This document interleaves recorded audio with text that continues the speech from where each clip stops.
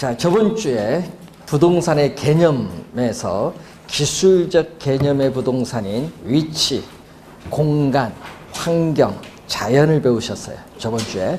또 마지막에 경제적 개념의 부동산의 자산, 자본, 생산 요소, 소비재, 상품 배우셨습니다. 이때 자산에서 여러분이 용어 하나 배우셨죠? 인플레이션, 해지라는 용어 하나 배우셨습니다. 자, 이 자산에서 부동산은 무슨 자산? 실물 자산. 예? 실물 자산이죠. 자, 여러분이 어제 뉴스에 보니까 한국경제신문에 이런 얘기 나오죠. 부동산에 있어서의 거래량이 이 서울특별시가 급감을 하고 있기 때문에 부동산 가격이 하락할 전조다라는 어제 기사가 나왔대요. 예? 그것은 이제 기사를 잘못 판단한 겁니다. 왜 그러냐면은 거래량이 급감하는 것은요, 2005년도 마찬가지로 지금 양도소득세를 중과세하고 금융상의 규제를 강화해서요, 살 사람은 많은데 안 팔아요. 그래서 급감한 거예요. 다주택자는 돈이 있는 고소득층이기 때문에 주택을 안 팔아요. 뭐 한다? 예? 5년간 버티자 이거예요. 예? 안 팝니다. 예? 세금 왜 많이 내요? 가격이 계속 오를 텐데. 그래서 여러분 규제하고 나서요, 서울 강남의 아파트 가격이 3억이 올랐어요. 예? 3억. 규제하기 전에 비해서 규제한 후에 3억이 올랐어요.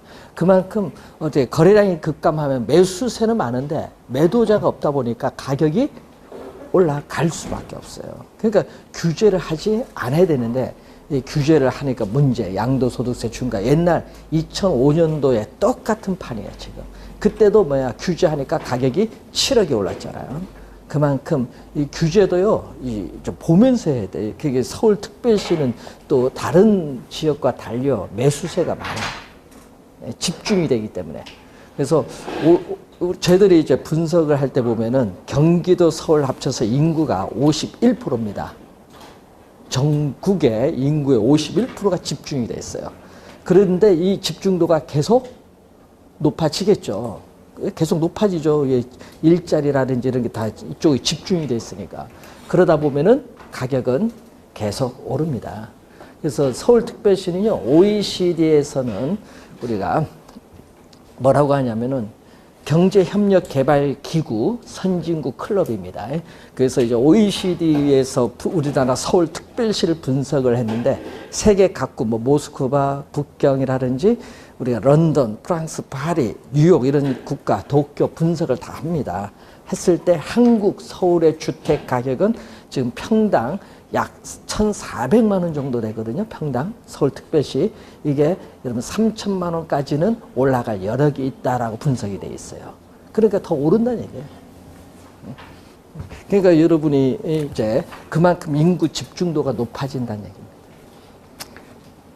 자, 뉴스 어제 나왔기에 한번 저희들이 분석을 한번 해봤습니다. 자, 법률적 개념의 부동산. 여러분 교재 30페이지가 되겠습니다. 자, 이 법률적 개념의 부동산은 원래 상당히 중요한 부분이에요. 그래서 이 법률적 개념의 부동산은 특히 우리가 시험에 우리가 출제가 29회 시험에 예상되는 중요한 부분이기 때문에 잘 정리를 좀 해두셔야 되겠습니다. 자, 법률적 개념 또는 법제도상 개념이라고 합니다. 이 법률적 개념, 법제도상 개념이 우리가 시험 문제 출제가 예상되는 부분입니다. 이 법률적 개념 또는 이 법제도상 개념. 시험 문제는요, 우리가 여러 형태로 내거든요. 법률적 개념, 법제도상 개념. 요걸 또 줄여서 말을 좀 바꿨더니 또 안 배웠다고 하신 분도 많습니다. 법제상 개념. 다 같은 말이에요. 법률적 개념, 법제도상의 개념. 법제도를 줄여서 법제상의 개념. 다 같은 말입니다. 자, 이 법률적 개념의 부동산을 보게 되면은 우선 넓은 의미죠. 넓은 의미. 자, 넓은 의미로 출제를 하기도 하고요. 또 이것을 또 다른 말로 넓은 의미를 뭐죠? 광의라고도 해요. 그래서 넓은 의미로 뭐 22회 시험일에는 넓은 의미로 출제되고 또 광의로 또 출제하기도 합니다. 그래서 넓은 의미의 부동산. 자, 넓은 의미의 부동산은 이 좁은 의미. 자, 좁은 의미를 또 우리는 줄여서 협이라고 하죠. 협. 예? 협의의 부동산. 그래서 이 좁은 우리가 의미의 부동산을 협의의 부동산이라고 합니다. 협의의 부동산. 이 좁은 의미의 부동산에 뭐를 대주죠? 준? 부동산이 아닌데 부동산으로 준하는 거, 간주하는 부동산을 더해줘서 광의, 넓은 의미의 부동산이라고 합니다.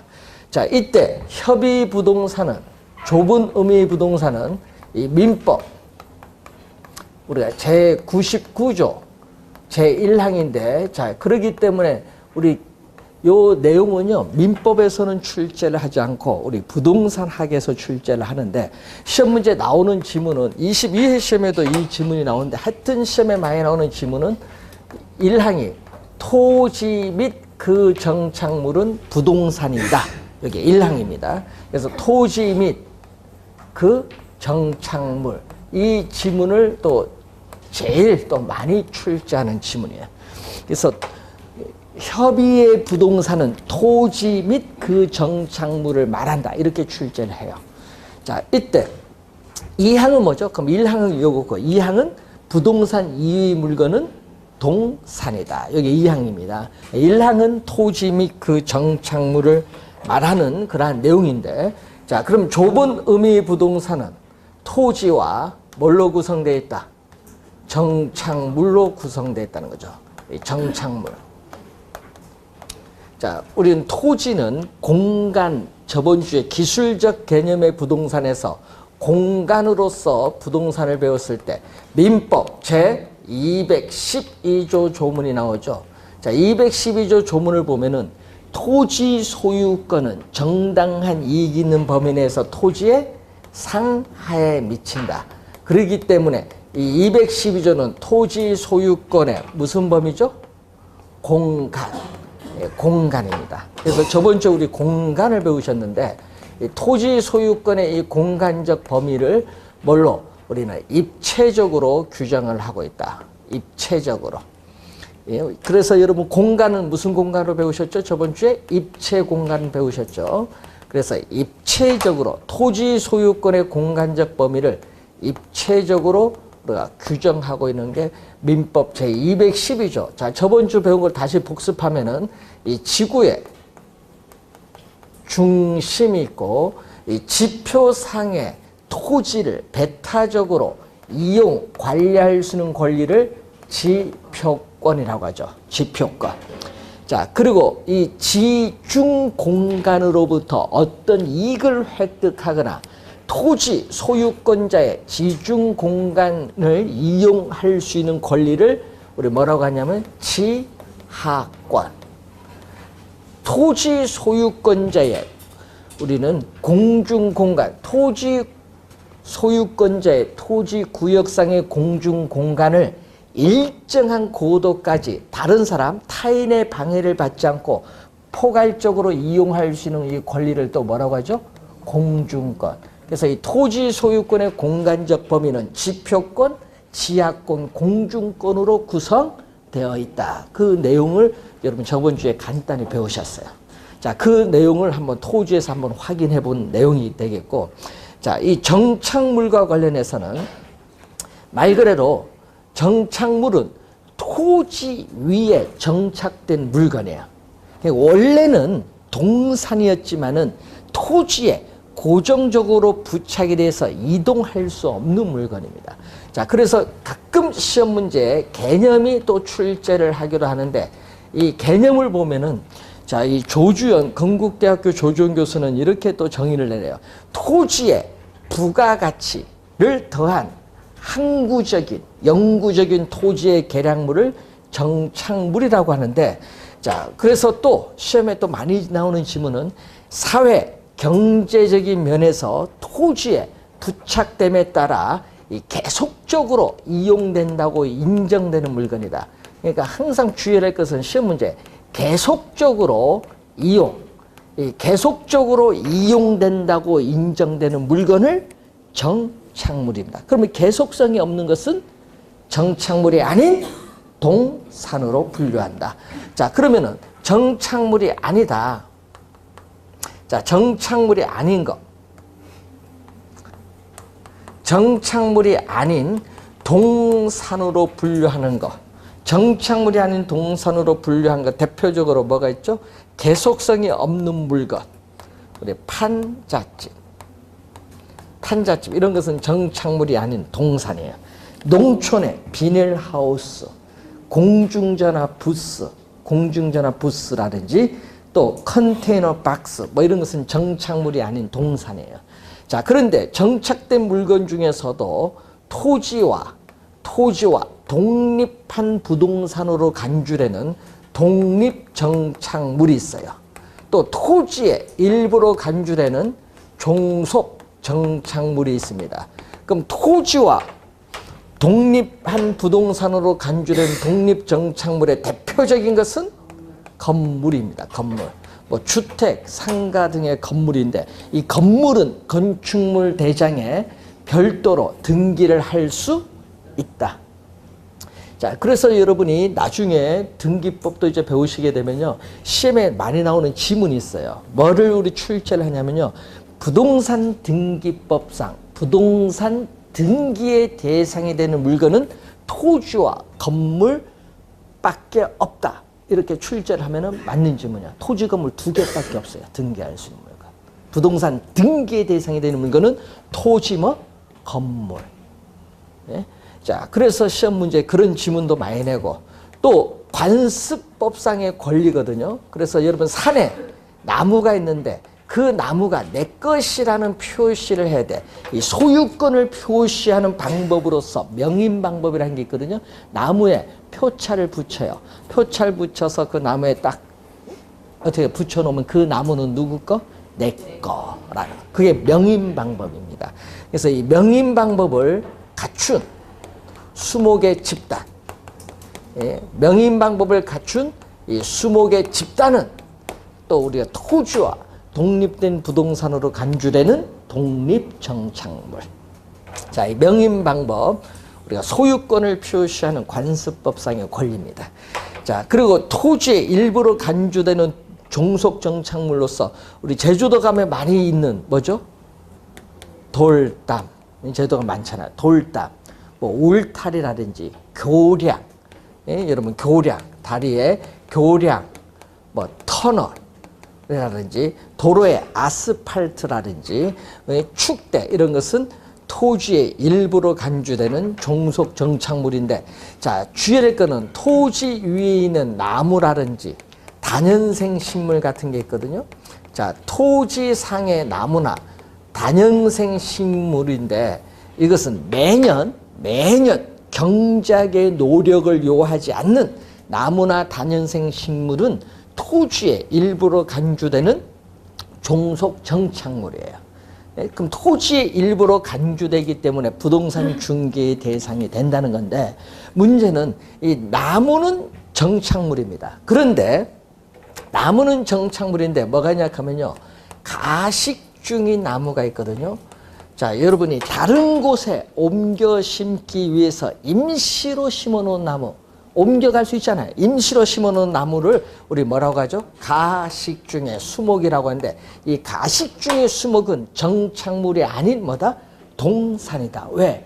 여러분, 이건 계속성이 없어요. 임시로 심어놓은 나무기 때문에. 그래서 가식중의 수목은 여기에 들어갔죠? 요거 들어가면 요것은 바로 뭐가 된다? 정착물이 아닌 동산으로 분류한다라는 거. 자, 이런 내용들을 우리 시험에 나올 때는 좀 주의해야 되는데, 보기에 나올 때 이렇게 하죠. 정착물 출제할 때는 독립정착물의 예, 종속정착물의 예가 막 지문에 나오는 거죠. 또 정착물이 아닌 것도 또 지문에 자주 출제합니다. 그래서 여러분이 3년 전에 이렇게 출제했습니다. 토지의 정착물 중 토지와 독립한 것이 아닌 걸 물었어. 그러면 보기 4개는 독립정착물이고 나머지 하나가 뭐다? 종속 정착물이 하나 나왔겠죠. 그거 찾아내는 거. 이런 문제를 우리가 25회 시험에 출제를 했어요. 어려운 건 아닌데 그때 그 출제된 용어 중에 하나가 바로 뭐냐. 그때 답이 국어라는 용어를 출제했거든요. 이 지목 중에 국어란 게 있어요. 여러분 농촌에 가면 밭 있죠. 밭에 보면 옆에 도랑이 있죠. 이 도랑이 국어야. 쉽게 얘기하면 그게 국어인데 이 국어를 25회 시험에 출제했거든요. 종속 정착물인데 문제는 그 국어의 개념은 작년 27회 시험에 또 출제했어. 국어의 개념. 지목의 그 개념을 개론 시험에 출제를 또 했어요. 그러니까 여러분 용어를요 우리가 잘 정확하게 이해해 두는 게 좋습니다. 우선은 정착물인 것, 정착물이 아닌 것 우선 보는 겁니다. 자, 여러분 이런 게 있거든요. 자, 이제 상식으로 여러분 공인중개사가 되면요. 공부는 자격증을 따시면은 여러분은 중개의 전문가인데 이 전문가가 되기 위해서는요. 공부는 많이 하셔야 돼. 여러분 전문가는 뭐다? 여러분이 자격증을 딴다는 것은 거래할 수 있는 자격을 주는 거죠. 사고가 발생할 가능성이 많거든요. 어렴풋이 공부하신 분들은. 시간이 걸려도 많이 공부하셔야 돼요. 특히 실무 쪽 분야, 여러분 등기라든지 서류를 볼 줄 알아야 되니까. 그래서 이런 경우가 한 번 있었거든요.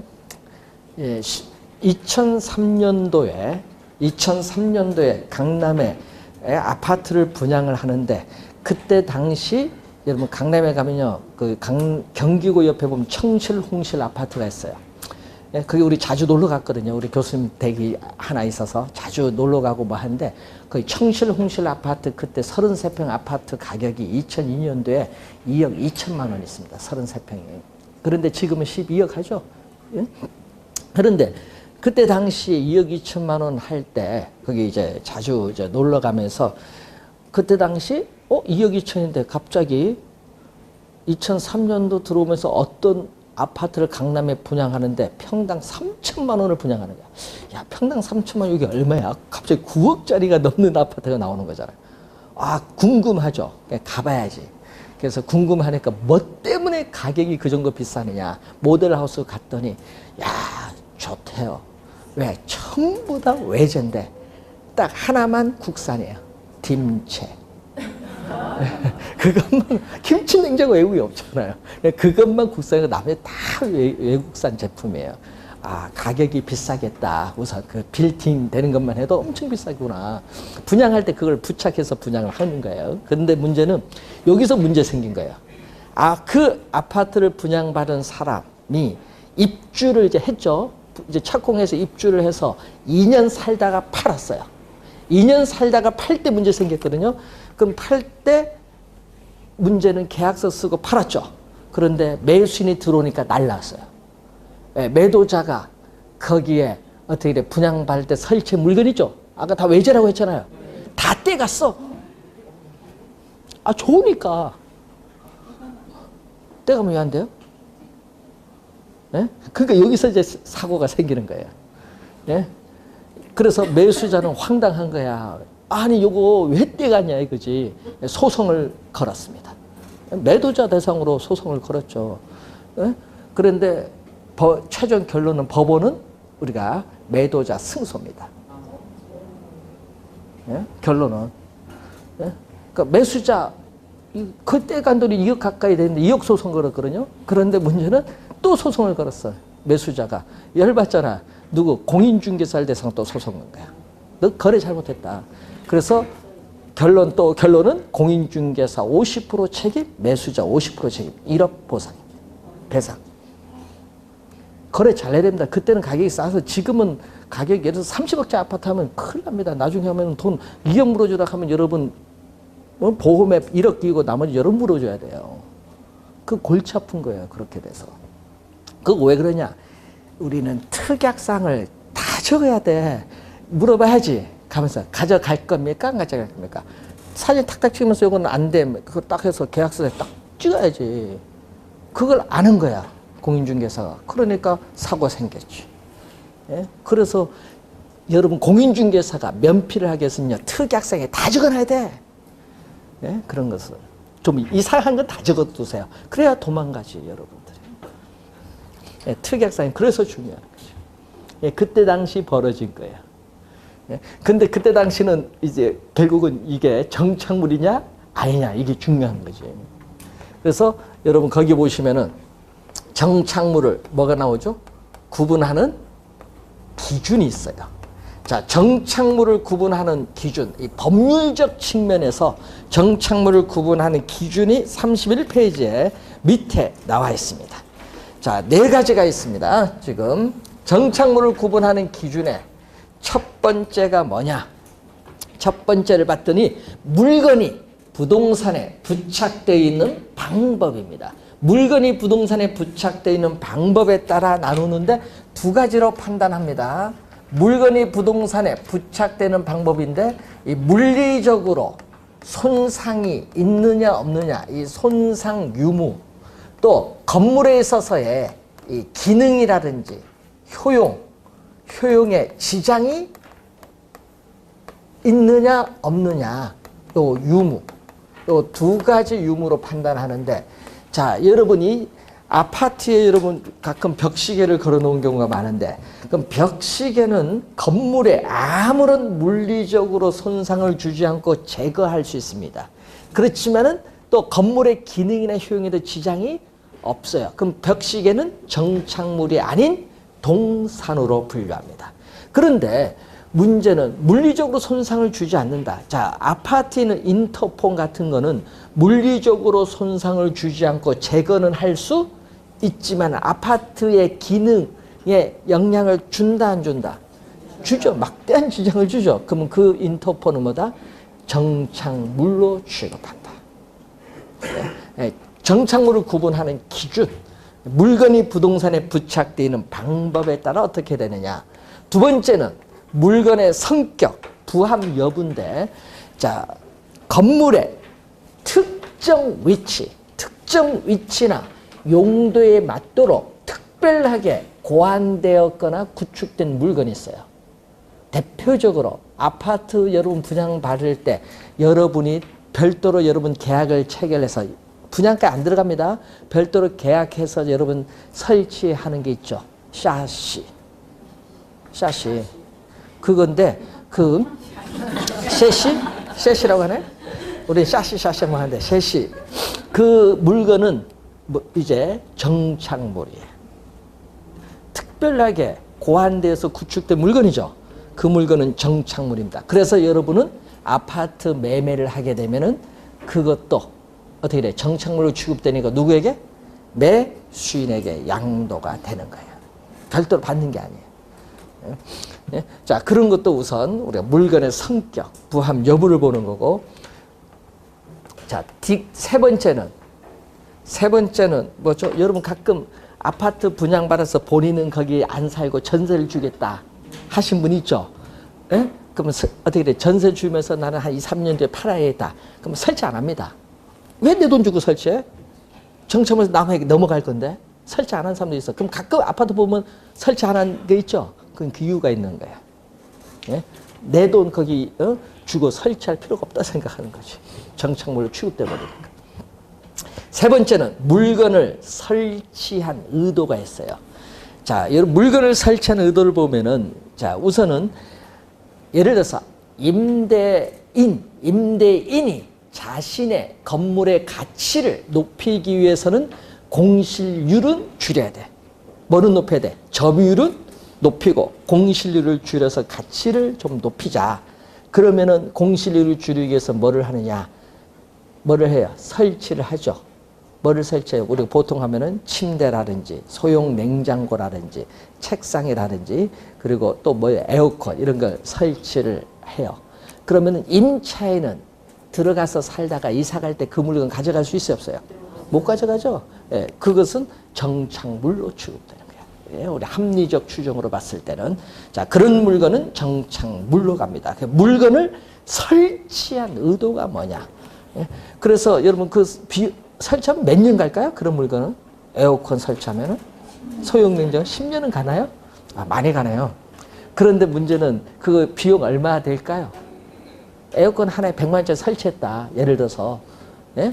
60만 원 정도 하나요? 그 소형품 쓰니까 10평 정도 될 때 8평, 10평 할 때 그 소형 하나 설치한다 60만 원 들면은 벽 에어컨 설치하잖아요. 예? 60만 원 들면은 10년 걸린다? 그러면 그건요, 임대료 다 뽑죠.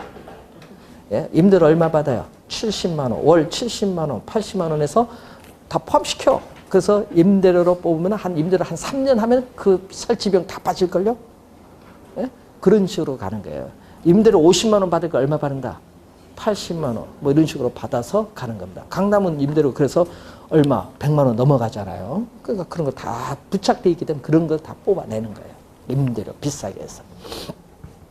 자, 그런 것은 정착물로 가는 겁니다. 물건을 설치한 의도가 있고, 네 번째는 당사자들 간의 관계가 있습니다. 당사자들 간의 관계에 있어서 우리 매도자, 팔고자 하는 매도자와 사고자 하는 누구?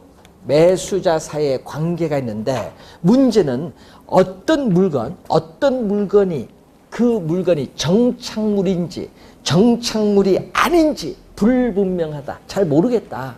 그러면 그 물건은 뭘로 보느냐면 정착물로 보고 매매 시에 누구에게? 매수인에게 양도가 돼요. 자, 매도자, 매수자 사이의 관계고, 또 임대자, 예? 임대자, 임대인, 또 임차자, 임차인, 뭐 임대자, 임대인, 임차자, 임차인 같은 말이죠.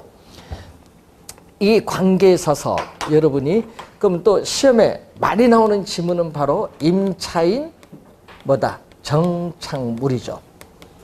자, 임차인 정착물은 임차인이 설치한 물건이에요. 임차인이 설치한 물건은 원칙적으로 소유권은 임차인에게 귀속이 돼요. 그렇기 때문에 임차인 정착물은 부동산 정착물에 포함되지 않는다. 자, 15회 추가 시험에 한번 출제된 지문이죠. 부동산 정착물에 포함되지 않는다. 포함되지 않는다. 자, 그럼 임차인 정착물의 대표적인 우리 예를 들어 보면 이런 게 있거든요. 자, 여러분 커튼 있죠? 네? 아파트에 여러분 커튼 설치하잖아요. 이사 갈 때 가져갈 수 있어 없어요? 가져갈 수 있죠. 임차인이 귀속되는 건데 가져갈 수 있어요. 그리고 또 상가, 임대차 계약을 맺어서 여러분 상품을 팔기 위해서 뭐를 하죠? 디스플레이, 전시를 하죠. 전시할 때 뭐가 있어야 돼? 전시할 물건 놓을 장소가 있어야 될 거 아니야. 진열대라든지. 이 물건은 임대차 계약 만료 시에 임차인이 가져갈 수 있죠. 그건 다 임차인 정착물이야. 그런 것은 부동산 정착물에 포함되지 않는다는 거. 자, 그런 얘기죠. 요 내용 임차인 정착물 하나 확인 좀 용어 어려운 용어니까 하나 확인을 좀 해보듯이 바라고. 33페이지 보시면은 준부동산에 나오죠. 준부동산을 의제부동산이라고도 하는데 부동산이 아닌데 부동산에 준한 거예요. 그래서 사회의 일반적 관념, 통념상 부동산과 같이 규제할 필요가 있는 특정의 동산 또는 동산과 결합된 부동산 집단을 준부동산이라고 하는데, 이거는 우리 민법상에 나오는 개념인데, 문제는 준부동산은 쉽게 하면요, 부동산으로 간주하는 거예요. 그래서 시험 문제는 22회 시험도 그렇고 우리는 개념을 우리가 지문에 많이 출제를 하거든요. 개념을 많이 출제한다. 작년 27회도 개념이 나오죠. 그래서 준부동산은 성립 요건이 있어요. 성립 요건은 등기, 예? 등기를 할 수 있든지 아니면은 또 뭐를 해야 된다? 등록을 해야 돼. 이 등기 또는 등록의 공시 방법, 이 등기 또는 등록의 공시 방법을 갖춘 독립된 거래의 객체로 인정되는 물건이 준부동산입니다. 그러니까 등기 등록을 할 수 있는 거거든요. 그래서 종류를 보면은, 자, 종류를 보게 되면은 이런 게 있거든요.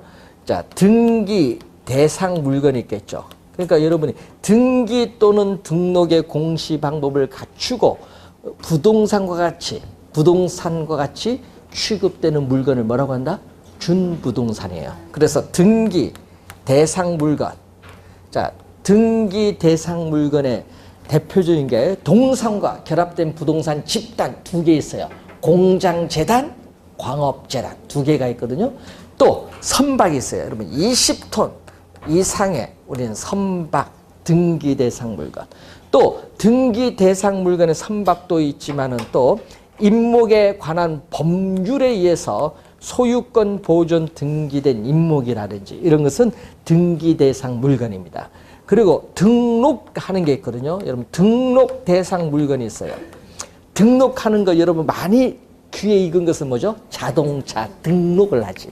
자동차 그리고 건설기계, 과거 중기라고 했던 건설기계, 항공기 이것은 등록을 해. 그러니까 자동차, 건설기계, 항공기는 등록을 하고 그리고 등록 대상 권리가 있거든요. 권리는 뭐죠? 등록 대상 권리 두 가지 있거든요. 어업권, 광업권이 있는데 이것은 준 물건으로서 토지에 관한 규정을 준용합니다. 그래서 어업권, 광업권이 등록 대상 권리죠. 그래서 종류 정도, 어떤 종류가 있는지 그걸 보는데 그래서 여러분이 좀 관련해서 종류 정도만 확인해 두시면 되겠네요. 뭐를 해야 돼? 항상 동사는 다 준부동산 아니죠. 뭐를 갖춰야 돼요? 등기 또는 등록의 공시 방법을 가지고 있어야 됩니다. 자, 우선 준부동산은 우리가 부동산에 준하여 취급되는 물건으로서 시대나 나라, 학자 등에 따라 준부동산은 차이가 있습니다. 자, 우선은 준부동산에 관련된 내용을 한번 확인을 해봤고, 자, 여러분 교재에 34페이지 보시면은 우리 부동산의 분류에 토지의 분류가 나오죠. 자, 국토의 계획 및 이용에 관한 법률에 의해서 우리는 뭐가 나오죠? 용도 지역, 용도 지구, 용도 구역으로 우리가 나누고 있는데, 자, 여기서 여러분들 개론에서는 우리 요 관련해서 시험 문제 많이 출제를 해요. 어디서 정책 관련해서 많이 나오거든요. 그래서 작년 시험에도 용도 우리의 지역, 지구에 관련된 사항 출제했고요. 올해 시험에도 용도 지역 개념을 또 출제했습니다. 시험에 자주 나오는 부분입니다. 자, 그런데 그 관련해서 여러분이 공법에서 배우시겠지만은 올해 법이 많이 개정됐어요, 공법. 그래서 용도 지구에 작년에 보존 지구와 보호 지구가 있는데 요게 용도 지구 요 두 가지를 묶어서 보호 지구로 바뀌었어요, 올해. 예? 그래서 여러분이 작년 교재하고 올해 교재 다른 점 나중에 보면 보호지구로 바뀌었다는 거 원래. 자, 그리고 또 주의해야 될 것은 공간 정보의 구축 및 관리 등에 관한 법률에 의해서 토지 주된 사용 목적에 따라 뭐를 하죠? 28개의 지목으로 나누는데 이 지목이 가끔 또 시험 지문에 출제를 또 합니다. 그럼 지목은 어디서 배워요, 여러분? 공시법에서 여러분이 배우시는 내용이 지목입니다. 그때 여러분 여기 암기하는 방법이라든지 그 내용을 이제 여러분 배우시니까 그때 확인해 두시면 되겠고, 우리 또 개론에서 또 매년 요즘 출제되고 있는 용어. 자, 여러분 토지는 땅인데 여러분 땅을 거래를 할 때 여러분이 실무상에 사용하는 용어 등이 있어요. 그래서 여러분 실제 필요로 하는 용어가 있다 보니까 실무상에 이 용어를 우리가 요즘 매년 출제를 하고 있다. 이렇게 보시면 되겠습니다. 자, 28회 시험에도 1번 문제로 출제를 했어요. 토지 용어. 그래서 토지 용어에 관련해서 지금 택지, 부지, 대지가 지금 나오는데 우선은 택지는 자, 그 용어 중에 택지가 나오죠. 택지는 주거용 주택, 상업용 점포, 주거용 주택, 상업용 점포, 공업용 뭐죠? 공장, 공업용 공장 등 주거용, 상업용, 공업용 등으로 현재 이용 중에 있거나 이용 우리가 가능한 토지를 택지라고 합니다. 그럼 우리 지금 공부하는 건물 현재 이용 중에 있죠? 그럼 현재 이용 중에 있잖아요. 택지예요. 택지. 자, 그래서 이 택지인데 여러분 건물은 짓지 않고 어떻게 돼요? 바로 건축할 수 있는 토지도 있죠. 택지 조성해서 아직 건물 안 지은 땅도 있을 거 아니에요. 그것도 다 택지예요. 그러니까 이용 중에 있거나 이용 앞으로 가능한 토지를 뭐라고 한다? 택지죠. 택지. 그래서 택지는 감정평가상의 용어입니다. 우리는 감정평가상의 용어가 택지인데, 그래서 쉽게 얘기하면요, 이 택지는 건축용지다 이렇게 생각하시면 돼요. 건축용지. 예? 건축이 가능한 토지다 이렇게 생각을 하면은 쉽게 돼요. 건축용지인데 이 택지보다 넓은 개념이 있어요. 택지보다 넓은 개념이 뭐가 나온다? 부지인데, 이 건축용지인 택지에다가 건축이 불가능한 토지가 있어요. 건축용지인 택지에다가 건축이 불가능한 토지, 이걸 더해주면 이게 뭐냐 얘기지. 건축이 불가능한 토지를 더해준 이 용어가 부지야. 부지. 그래서 부지가 28회 시험에 출제를 했습니다. 두 번 출제했거든요. 22회 시험, 28회 시험에 나온 용어가 부지예요. 자, 그럼 부지는 거기 봤더니 어떤 개념? 지금 그림에서 봤더니 택지보다는 부지가 더 넓은 개념. 그림 보니까 건축 용지에다가 건축 불가능한 토지가 들어갔으니까. 자, 그러면은 부지 개념은 어떤 특정의 부동산 활동의 용도로 제공되고 있는 바닥 토지가 바로 뭐다? 부지야. 그러니까 용도로 제공되는 바닥 토지거든요. 그러면 예를 들어서 도로용 부지, 철도용 부지, 하천용 부지. 도로용, 철도용, 하천용은 건축 불가능한 토지. 그럼 건축 가능한 토지 있죠? 어떤 게 있어요? 우리가 건물용 부지, 건물용 부지를 줄여서 건부지라고 하는데, 건물용 부지, 학교용 부지, 종교용 부지, 공업용 부지, 공장용이죠. 부지. 이런 것은 전부 건축용지잖아요. 그래서 여러분 건축용지에다가 건축 불가능한 토지 다 더한 게 부지. 포괄적인 그러한 개념입니다. 그 용도 뒤에 뭐만 갖다 붙이시면 돼? 부지만 갖다 붙이면 돼. 용도 뒤에. 예? 그래서 그림에서 보듯이 부지는 택지보다 뭐 한 개념? 넓은 개념이다. 넓은 개념. 자, 그래서 우리나라에서는요, 전국의 토지 중에서 우리가 우리 지목상에 대가 있어요. 자, 여러분 지목상에 대가 있는데, 여러분 이 지목상의 대는 주택이나 상가 점포 지을 수 있는 땅이에요. 여기 지목 대인데, 이 대로 되어 있는 토지가 전국토의 몇 프로나 되냐. 여기 과거 20년 전에는 여기 한 4% 정도밖에 안 됐는데, 지금은 택지 조성에서 이제 많이 늘어서 이제 한 6% 정도 올해 되지 않을까 보는데, 그러면 여러분 주택이나 상가 지을 수 있는 땅이 전국토의 6% 정도밖에 안 되니까 가격이 얼마나 비싸겠어요. 예? 가격이 비싸요. 그래서 그 땅을 만들기 위해서 택지로 조성해서 만들어야 될 거 아니야. 지목대로 만들기 위해서는 뭐냐, 우리는 논밭을 수용해서 만들어야 되는데, 논밭은 절대 농지도 있고 우리는 미래를 위해서 보존을 또 해야 될 농지도 있다 보니까, 농지는 전답 과손이거든요. 그러다 보니까 농지를 택지로 만들기는 좀 그래요. 그래서 우리는 택지로 만들기 위해서 가장 많이 하는 게 뭐를 한다?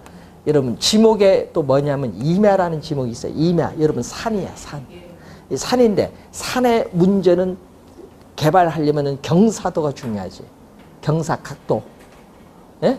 산지 정보 시스템에 들어가서 보면은 경사각도 이런 걸 볼 수 있거든요. 그럼 그걸 보면은 보통 우리가 개발하기에 가장 좋은 각도가 보통 우리가 5도에서 10도 이내가 가장 좋거든요. 근데 뭐 70도, 그럼 개발 허가가 안 나오지. 그런데 한 70도 가까이 되는 임야가 개발이 되는 경우가 있어. 야, 그래서 신기하다겠어요. 그럼 비용이 많이 들거든요, 그걸. 이제 택지 조성해서 개발하는데. 그래서 그 땅이 옛날에 보면 경기도 광주에 옛날 기숙학원 분란돼 있거든요. 학생들 많이 죽었어요, 그때 당시에. 예? 기숙하고 있는 거기에 뒤에 임야 내가 보기엔 한 60, 70도 되는 것 같은데 그래서 귀신 나온다고 해서 이용을 못 하는 거야. 이용을. 그래서 그때 모 건설회사가 그 땅이 싸니까 샥 매입해서 택지 조성해서 뭐를 지었어? 아파트 지었어.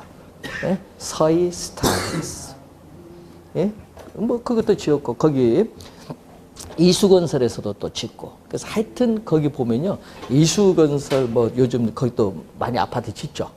예? 그래서 그때 그 땅 이제 싼 땅을 매입해서 택지 조성해서 분양가 비싼 아파트 매각하니까 문제는 100% 분양이 된 거야. 그때 당시. 예? 상당히 예? 이익을 많이 봤을 겁니다. 근데 그때 허가는 어떻게 나오는지 몰라. 그게 70도 가까이 되는데 지금도 신기합니다. 저희들 보면.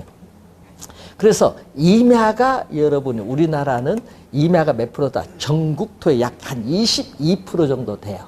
임야가. 그러다 보니까 우리나라는 임야가 비용이 싸거든요. 요거 매입하는 비용이 싸요. 그래서 우리는 임야를 대로 만드는 게 많아요. 임야를 택지로 조성해서 뭘로? 지목? 대로 만드는 게 많은데 그렇기 때문에 여러분은 부동산 투기 대상은 뭐다? 임야인 거야. 그래서 여러분 서울 수도권 이런 지역도 있지만요. 이 수도권 지역에 임야를 여기에 주목을 많이 해야 돼. 임야. 왜? 개발하기에 가장 좋거든요. 아까 경사도 몇 도? 5도, 10도 이내의 땅이 가장 좋아요. 응? 임야. 자, 그래서 이런 부동산 투기의 대상은 임야다. 그래서 여러분도 놀러 가거든 임야를 잘 보세요. 자, 우선은 이 지목 관련해서 한번 봤고 이제 또 시험에 또 많이 출제가 되는 용어 중에 여러분 우리 실제 토지 거래하다 보면요 많이 사용하는 용어가 있어요. 이 도로 조건에 따른 우리가 토지의 용어를 분류하는 게 있거든요. 자, 도로가 있습니다. 도로가 있는데 여기 있거든요. 이게 A라는 토지가 있고 B라는 토지가 있는데 이 B라는 토지가 A라는 토지에 완전히 멀리서 완전히 둘러싸여서 완전히 둘러싸여서 도로와 전혀 맞닿은 부분 하나도 없는 이 B 토지를 우린 전문 용어로 뭐라고 하냐? 이것을 맹지란 말이에요. 맹지. 맹지란 용어를 사용합니다. 맹지. 맹지 많이 들어보셨죠? 예. 맹지 이거 잘 사야 됩니다. 잘못 사면 큰일 납니다. 왜? 도로와 접하지 않으니까 예? 가격이 정상적인 토지의 시장 가치에 비해서 가격이 상당히 낮아요. 예? 도로의 접근성 정도에 따라. 그러다 보니까 맹지는 가치가 상당히 낮죠. 감가, 가치가 감소한다. 감가가 발생하고 또 다른 사람의 토지를 통해서 출입을 해야 돼요. 그러니까 건축법상 건축물을 세울 수 없다고 규정하고 있어요. 그러니까 가격이 상당히 낮을 수밖에 없는데 만약에 이 맹지에 뭐가 생겨요? 맹지에 가끔 이런 게 가끔 생기면 좋지. 예? 도시 계획도로 예정되어 있다. 그러면 도로와 접하죠. 이건 수영장에서 보상받으면 되고 그럼 접하면 이제는 건축물 세울 수 없다가 이제 건축할 수 있는 토지로 바뀌죠. 가격이 폭등을 하는 거예요. 그 맹지를 산 사람은 대박 난 거예요, 이제. 그렇죠. 그래서 이 도시계획도로가 어디로 나느냐, 예? 이걸 잘 봐야 돼요. 그래서 내년 6월 선거 끝나면은 여러분이 잘 보셔야 돼. 시장님 이하 그런 게 있죠. 도시계획위원회 누가 들어가냐. 그 사람은 다 떼봐야죠. 토지 어디 있는가. 왜? 밑에 있는 직원들 알아서 길을 빼. 토지 있으면은. 그러니까 평택의 모 시장님도 옛날에 어떻게 돼요? 직원들이 지시도 안 했어. 알아서 그쪽으로 도로 샥샥 뺐어. 뺐더니 갑자기 예? 가치가 얼마 없었던 가치가 어떻게 폭등을 해서 갑자기 1000억 땅이 돼버렸어. 예? 그래서 검찰 조사 막 들어오고 했는데 뭐 권한 남용인 직권 남용인지 뭐 해서 하여튼 무혐의 처분됐습니다. 왜? 알았어요. 그 뽑은 걸 어떻게 해? 예? 평택 막 개발되잖아요, 지금. 엄청나게. 그래서 도시계획도로. 근데 이거 누가 할까요? 도시계획도로. 예? 이거 자로 갖고 딱 하는 사람이 있죠? 도시계획과 직원이 알겠지. 그런 사람이 뭐 자기가 돈을 갖고 투자했다. 그러면 쇠고랑 차는 거예요. 예? 그러니까 본인이 투자하지 않고 남 보고 투자하라 하겠지. 예? 그런데 이런 거 해서 투자를 했어요. 공무원이 공무상 알게 된 이런 걸 가지고 안 되거든요. 그래서 본인이 이제 다른 사람을 통해서 투자를 했는데 항상 조심을 해야 될 게 있지. 그래서 문제는 가장 큰 적은 본인 옆에 있는 거야. 그래서 그 사람이 막 어떻게 그래요? 남들 알 거 아니에요. 돈 많이 벌었다 뭐 하니까 어떻게 그래요? 배 아픈 거예요. 그래서 어떻게 그래요? 고발해버린 거예요. 감사원에. 그래서 예? 그때 당시 충주 모 공무원이 어떻게 돼요? 파면됐죠. 예? 그리고 그 해서 불로소득은 다 국고 환수. 파면되면 연금 못 받아요. 구속됐으니까. 예? 그러니까 말 한 번 잘못 넣으니까 동네 잔치 가서 막걸리 한 잔 먹고. 예? 그래서 조심해야 돼요. 예? 이런 건 절대 얘기하면 안 돼. 예? 옆에 짝꿍하고도 얘기하면 안 돼. 이런 거 알고 자기가 투자를 하면은. 본인만 알면 되지. 왜 꼭 사람들 자랑하듯이 얘기를 하면 안 되는 거예요. 그래서 맹지를 잘 투자하면 됩니다. 그래서 옛날에 어떤 분이요. 아파트 지을 때인데 2002년도에 어떤 분이 투자를 했어요. 한신대학교 옆에 맹지를 산 거예요. 예? 그때 당시에 얼마에 샀느냐. 약 1억 8천 주고 샀어요. 근데 그게 그 땅이 있어야 개발이 돼. 예? 건설회사가 매입을 하려고 하니까 어떻게 돼요? 예? 얼마를 줘야 될지 감이 안 잡힌 거야. 그래서 건설회사가 그 땅을 매입해서 아파트를 짓고 거기 옆에 또 이마트도 들어오고 뭐 하니까 상당히 좋은 땅인데 그래서 그때 당시에 그 1억 8천 준 땅을 11억에 매각을 했어요. 6개월 뒤에. 건설회사가 매입을 했는데 근데 문제는 그 땅을 판 사람이 미리 여기 앞으로 이렇게 해서 여기 상당히 도로 들어오고 괜찮다. 옆에 이마트도 들어오고 아파트 들어오고 괜찮으니까 요거 사는데 딱 조건이 있으니까 이 사람은 계약 쓴 거야. 계약서에 중개수수료 1억 현금 1억 주면은 예, 그걸 하겠다 했어요. 1억 받았어요. 중개수수료로. 그런데 그 땅 산 사람이 11억 약간 5천에 매각을 하면서 이 사람은 돈 1억 주려니까 아까운 거야. 그래서 어떻게 돼요? 예? 상의를 온 거예요. 아니 약속해서 주세요. 근데 수수료 0.9% 아니야. 컨설팅 수수료가 있기 때문에 주세요. 사람들 꼭 수수료 갖고 따지려고 해요. 0.9% 영수증 0.9% 나머지는 컨설팅 수수료 적어줍니다. 예? 그래서 여러분들이 꼭 보면요. 벌면은 이제 달라져. 그러니까 계약서에 꼭 명시해야 돼. 얼마 딱 명시해야 돼. 응? 토지 거래할 때 상당히 중요하죠. 상가 거래할 때. 자, 맹지 진짜 잘 사야 됩니다. 잘못 사면은 우리 모 교수님은 13년 전에 사서 지금까지 보유하고 있습니다. 팔지도 못하고 애물단지입니다. 그러니까 이 개발 정보란 이런 거 잘 알아야 돼. 맹지 사더라도. 그래서 이 맹지는 실제 거래할 때 상당히 중요하기 때문에 시험에 나오죠. 그래서 28회 올해 시험도 출제를 또 했어요. 맹지는. 자, 잠시 쉬고 필지 획지로.